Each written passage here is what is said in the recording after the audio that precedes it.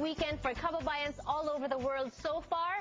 I've had 2 hours of sleep from Sunday to Monday. But you know what? I am proud and I feel very humbled, feel very privileged to have been given a part to partake in this very wonderful event, wonderful display of democracy in the Philippines, which is the 2010 presidential election. Magandang hapon mga kababayan. Kayo po ay nanonood ng Kababayan LA kung saan ngayong hapon kakamustahin naman po natin ang bilangan ng mga balota ng ating mga overseas absentee voters. Ito po ang mga balita mula sa balita.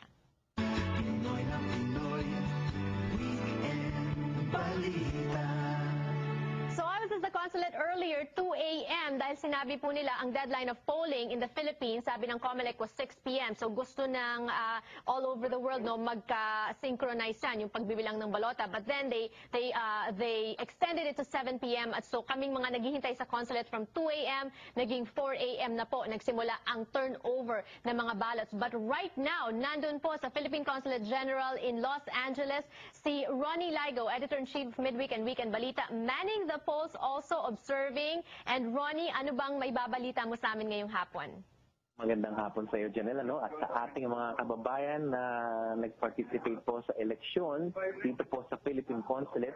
Out of 11,000 registered voters, we had 3,609 who cast their ballot. At ngayon, nagbibilang pa rin po, medyo matagal na nga po kasi manually binibilang. Nakita po natin sa likod, ang po si Consul General Mary Jo B. Aragon at kanyang mga assistants, binibilang. Marami pong presinto rin to, parang 5 po ang parang kanilang bilangan dito. Well, of course, from the Philippines, we have this latest tally.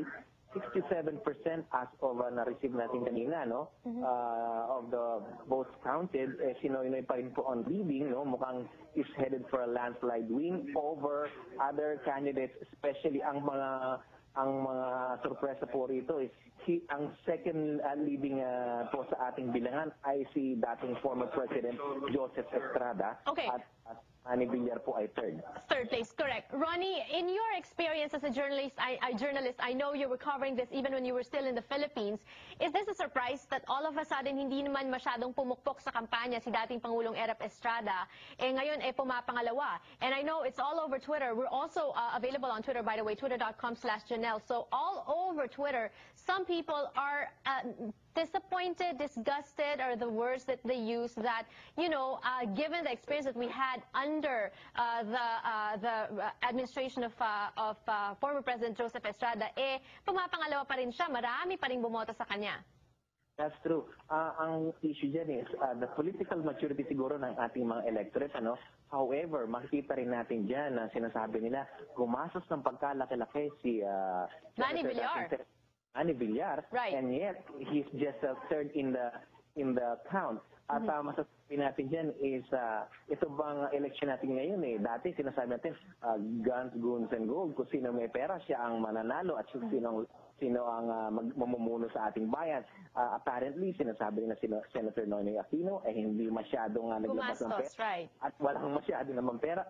And yet, ang kanyang vice presidential candidate na Senator Mar Rojas is now trailing by as much as 800,000 as of our last count kanina over Jejomar Binay. Makati Mayor Jejomar Binay, isang dark horse na mukhang he is going to be the next vice president of the Philippines.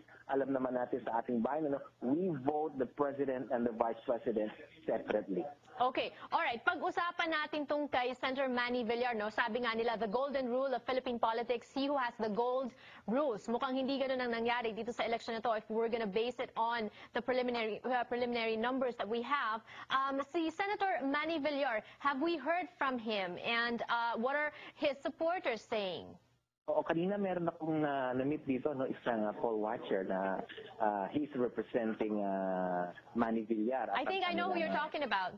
Nationalista Party. However, masasabi nga natin na talagang out of the, supposedly ito kasi ang first automated voting sa atin, out the supposedly mga 76,000 voting machines, only 300 plus were said to be defective. Okay. At sabi nga mismo si Senator Noynoy Aquino kanina, he waited for 5 hours. Right, in order to cast it. I know. Right. So, ganun nga, no? Okay. Kung konti lang naman, mini-skill lang naman dito mga diferensya na ito. All right, and Ronnie, to wrap this thing up, no, when are we expecting to finish counting? So right now, you can't even give us preliminary numbers because they're still tallying, correct? That's true. However, no, sabi ng smart matic. No, I mean, Ronnie, I'm sorry. I'm talking about from the Philippine consulate, from where you are right now, who's leading according to the pulse of the overseas absentee voters.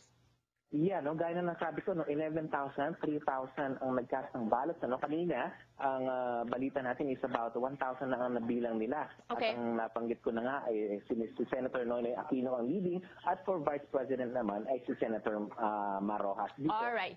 And hopefully, this evening, matatapos na raw yan, early evening. We thank you so much, Ronnie Lygo, at babalik-balikan ka siguro namin if we can to get more information from you.